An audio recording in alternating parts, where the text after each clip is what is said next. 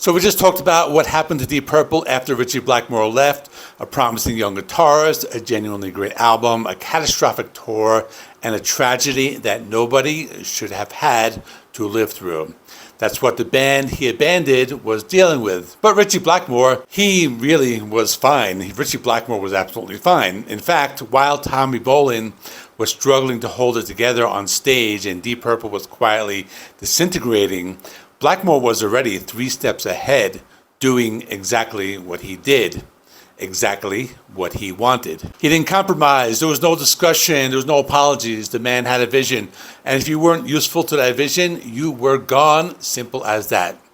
That's really the key to understanding Ritchie Blackmore, not just as a musician, but as a person. He was one of the most gifted guitarists rock music has ever produced. That part is not up for debate. But he is also one of the most cold-blooded operators in the industry, and one of the biggest that the industry has ever seen. And in 1975, fresh out of Deep Purple, he proved it all over again. This is the story of Ritchie Blackmore's Rainbow. Let's go back to how the exits from Deep Purple actually played out, because it says everything about who this man is. Ritchie Blackmore didn't leave Deep Purple in a blaze of public drama. He didn't go do a big interview. He didn't air the band's dirty laundry in all the press. He just made himself unavailable. He started working on a side project with an American band called Elf, fronted by a tiny theatrical singer from Cortland, New York, named Ronnie James Dio. They recorded some songs together. Blackmore liked what he heard, and he liked it a lot. And then, essentially, he ghosted Deep Purple. The band was trying to plan their next move, and Blackmore was just increasingly absent, physically, mentally, and professionally. When it finally became clear he was done, there was no tearful farewell, no genuine conversation about the future. He was already gone in every way that mattered before he officially quit. The paperwork was almost a formality. That's a Ritchie Blackmore move. Why have an uncomfortable conversation when you could just build something new and let reality speak for itself? Now here's where it gets interesting, where you start to see the Ruthless streak really come into focus. Elf, the band he'd been collaborating with, had been around since the late 1960s. They were a solid, hard-working rock band. Ronnie James Dio had been leading them for years, building them up, keeping them together through all the usual struggles of life as a mid-level rock act. They had a loyal lineup, a real identity, and a genuine camaraderie. They were a band in the truest sense of the word. Blackmore took Dio and fired the rest of them. Well, almost. He kept the keyboard player, Mickey Lee Soul, briefly, but the core of Elf, all gone, just like that.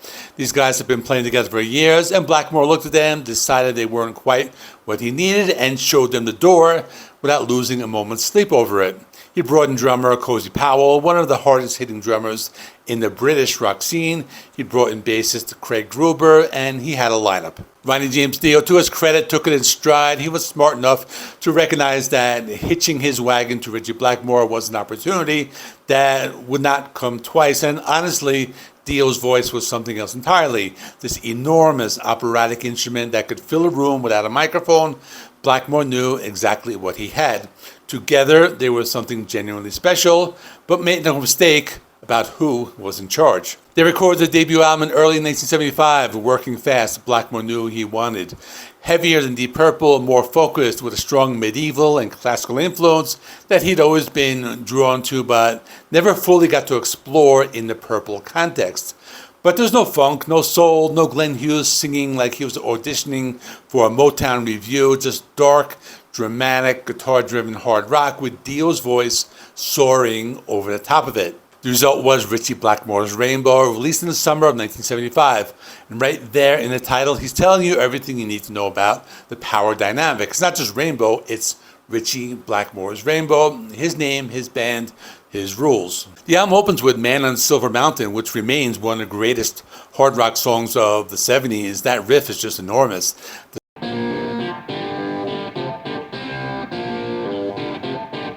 The slow, thundering thing that Blackmore builds with total confidence, and he has all the time in the world. And then Dio comes in, and the whole thing just lifts. It's a perfect marriage of two musical personalities that somehow shouldn't work, but absolutely does. From there, the album moves through tracks like Self-Portrait,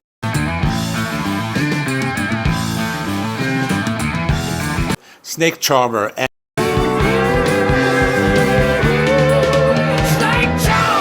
much the Rainbow that shows off Blackmore's more atmospheric, textural side, the side of playing that gets overlooked because people focus on the aggression.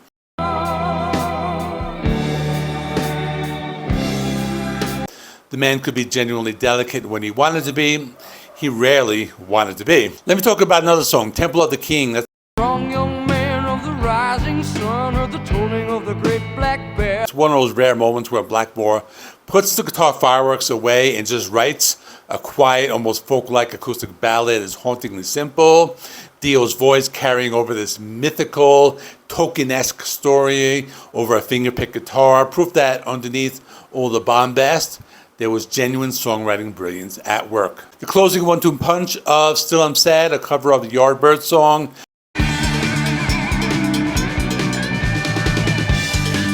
16th Century Greensleeves, essentially announced who Ritchie Blackmore was going to be for the rest of the decade.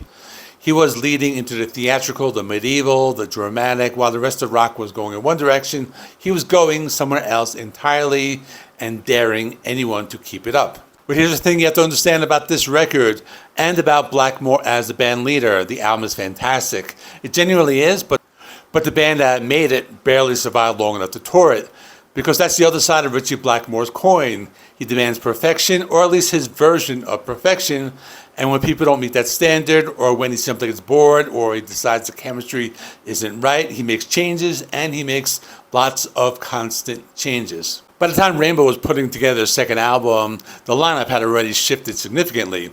Craig Gruber was out, Mickey Lee Solo was out, Jimmy Bain came in on bass, Tony Carey came in on keyboards. The only constants were Blackmore Dio and Cozy Powell, and those relationships had expiration dates Blackmore hadn't just told anyone yet. Over the course of Rainbow's existence, something like 17 different musicians would pass through the band. That's like a lot of people, not a band. That's a revolving door with a really good guitarist in the middle of it. Some of those departures were mutual. Most of them were. People got fired without warning, sometimes right before tours, sometimes mid-tour. Blackmore operated on the principle that talent was replaceable and that his vision was non-negotiable.